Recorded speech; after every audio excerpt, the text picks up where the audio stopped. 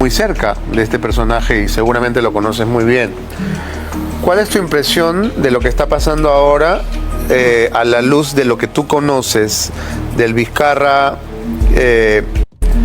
literalmente reptil, ¿no? Que reptó silenciosamente hasta hacerse de la presidencia del Perú? Mira, con mucho gusto me refiero al tema de Martín, pero quiero solo agregar una cosa sobre el tema de Dina Boluarte. Creo que no nos atrevemos a decirlo. A estas alturas del partido, adelantar las elecciones un año para pacíficamente hacer una transición hacia un nuevo gobierno se puede hacer perfectamente y no pasa nada. Antes probablemente era muy difícil porque salía el señor Castillo, había un clima de inestabilidad, sacar a la señora Boluarte parecía un juego o azuzar más la inestabilidad política en el país. Hoy día en el país ya no hay esa inestabilidad. Hoy día adelantamos un año a las elecciones, terminamos con todo este circo de la señora Boluarte y de sus ministros y no pasa nada. Y creo que eso es una cosa que el Congreso y los políticos de turno, quienes... ¿Estás hablando de adelantar las elecciones a julio del 2025? Adelantar las elecciones y no pasa absolutamente nada. ¿Es posible? Es perfectamente posible. La Constitución dice que cuando la presidenta o el presidente se va y toma el presidente del Congreso el cargo, las elecciones se realizan dentro de los 4 meses siguientes, como ha ocurrido antes, y o sea que eso es perfectamente posible. Ahora con la variante del Senado tienes unas elecciones aceleradas, pero de que es posible, es posible. Y es más, de repente sirve para que dejen de complicar tanto el proceso electoral como lo está haciendo ahora el Parlamento, con las normas que está dando, que ya va a ser pues terrible la cantidad de normas que son confusas y que van a llevar a todos los partidos en realidad a una suerte de participación pírrica, porque va a ser una participación para ir a morir, ¿no es cierto? Van a sobrevivir 2 o 3 partidos y los demás van a desaparecer. Creo que adelantar las elecciones en este escenario no genera ningún problema de inestabilidad en el país y debería ser repensado con un poco más de calma. Dicho esto... Perdón, además no hay gobernabilidad en el país, porque habría gobernabilidad si la ley realmente se respetara y se aplicara, ¿no? Pero aquí realmente los que nos están gobernando en el país son los mineros ilegales, los sicarios. Entonces la ley no está vigente en el país, y yo creo que en realidad quienes hablan de gobernabilidad están absolutamente equivocados. No hay ningún tipo de gobernabilidad con la señora Dina Boluarte. Bueno, dicho esto, voy a la pregunta sobre Martín Vizcarra, ¿no? Yo creo que todas las pruebas indican en abundancia a que Martín Vizcarra va a terminar tras las rejas dentro de muy poco tiempo. Este juicio que se ha iniciado es un juicio claramente inculpatorio hacia Martín Vizcarra y a mí me causa a veces gracia, por decirlo de alguna manera, la forma como él se refiere, ¿no? Además, tengo claro que él está en medio de la construcción de un psicosocial para desviar la atención sobre lo que es su verdadero problema, enfrentar a la justicia.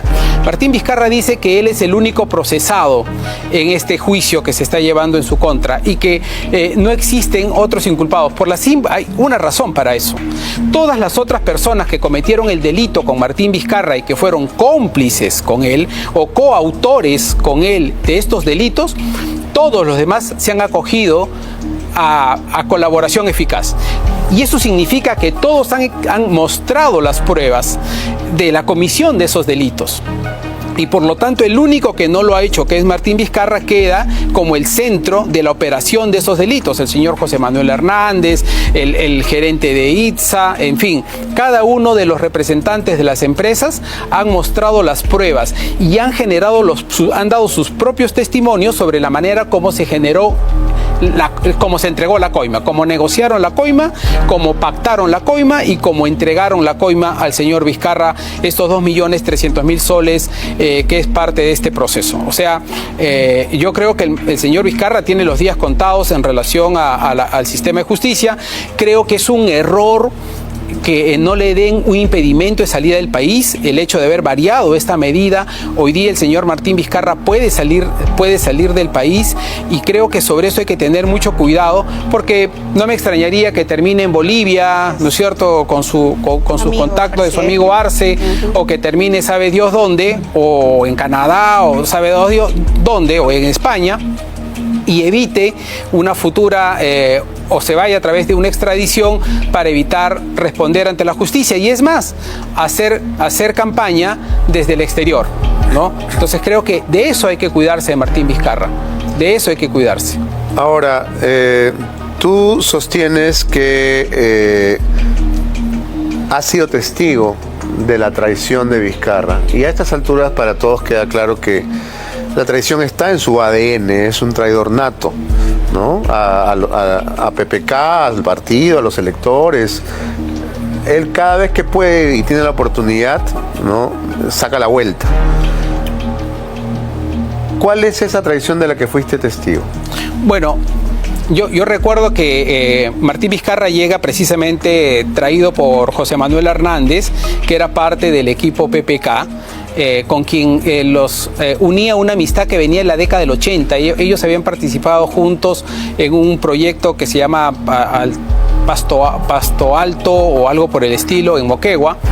Y José Manuel Hernández, digamos, basado en esa amistad, lo convence a Vizcarra, o más bien lo convence a PPK de que lo lleve a Vizcarra, y luego, digamos, termina traicionando a PPK en todas estas negociaciones con el fujimorismo para hacerse de la presidencia. Y luego traiciona al fujimorismo.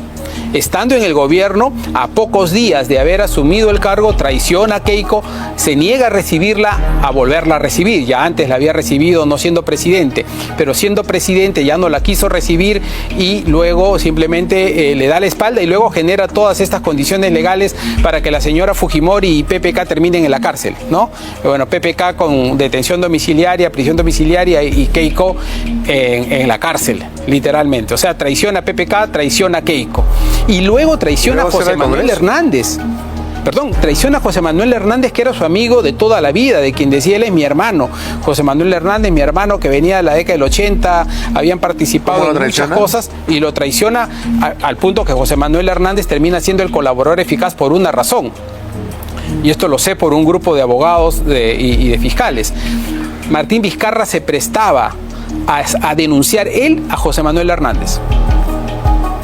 O sea, él y cuando José Manuel Hernández se entera de que le estaban preparando el expediente para denunciarlo a él, José Manuel Hernández se ve en la necesidad de tener que ir él y acogerse a la colaboración eficaz para evitar de que Martín Vizcarra le termine echando la culpa solo a José Manuel Hernández. Y ahora se ha convertido en el testigo clave, ¿no? Y es el testigo clave porque es la persona que tiene más información de Martín por lejos, ¿no?